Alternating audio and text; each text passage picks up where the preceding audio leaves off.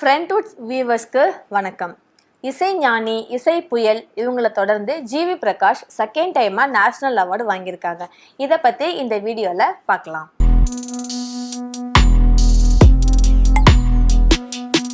GV Prakash ஒரு நல்ல actor, ஒரு குட் சிங்கர், அதை விட ஒரு மாஸான மியூசிக் டைரக்டர்.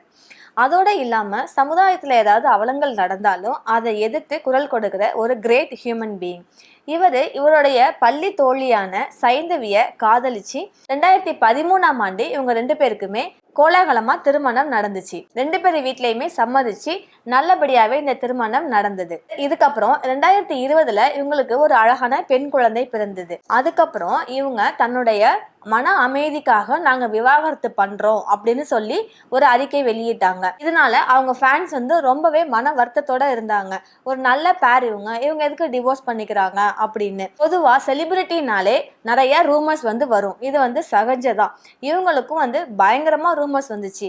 நடிகை திவ்யா பாரதி தான் இவங்களுடைய டிவோர்ஸ்க்கு காரணம், அவங்களாலதான் இவங்க டிவோர்ஸ் பண்ணிக்கிறாங்க அப்படின்னு நிறையவே வதந்திகள் பரவுச்சு.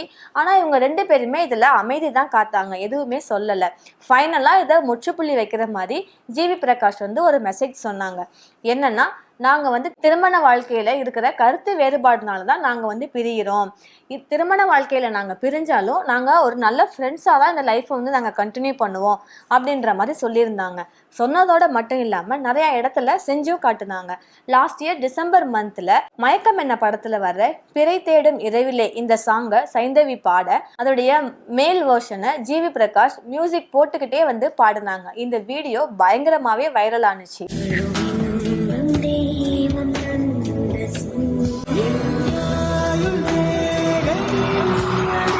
இதை தொடர்ந்து இப்ப ரீசெண்டா நடந்த ஒரு கன்சர்ட்ல மதராசப்பட்டினம் படத்துல வர்ற பூக்கள் பூக்கும் தருணம் சாங்க சைந்தவி பாடிட்டு இருக்கும் போதே அதோடைய மேல் வெர்ஷனை ஜிவி பிரகாஷ் அவ்வளோ அழகா பாடியிருந்தாங்க.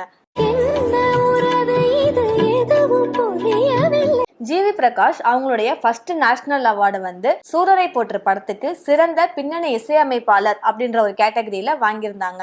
இது 68வது தேசிய திரைப்பட விழா விருதுகள்ல இவங்களுக்கு கொடுத்தாங்க. இது என்னுடைய ஃபர்ஸ்ட் பிளெஸிங்ஸ் அப்படின்னு சொல்லி ரொம்ப மன மகிழ்ச்சியோட அந்த அவார்டை வாங்கினாங்க.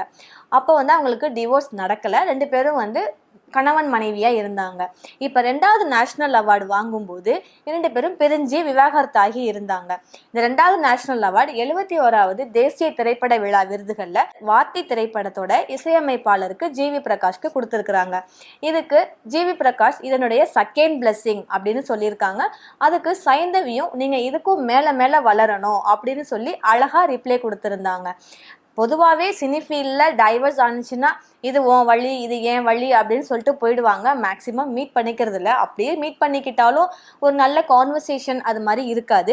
ஆனால் இவங்க 2 பேரும் என்னதான் டிவோர்ஸ் ஆனாலும் நாங்கள் ஃப்ரெண்டாக இருப்போம் அப்படின்னு சொன்னது மாதிரியும் இல்லாமல் செஞ்சும் காமிச்சிருக்காங்க.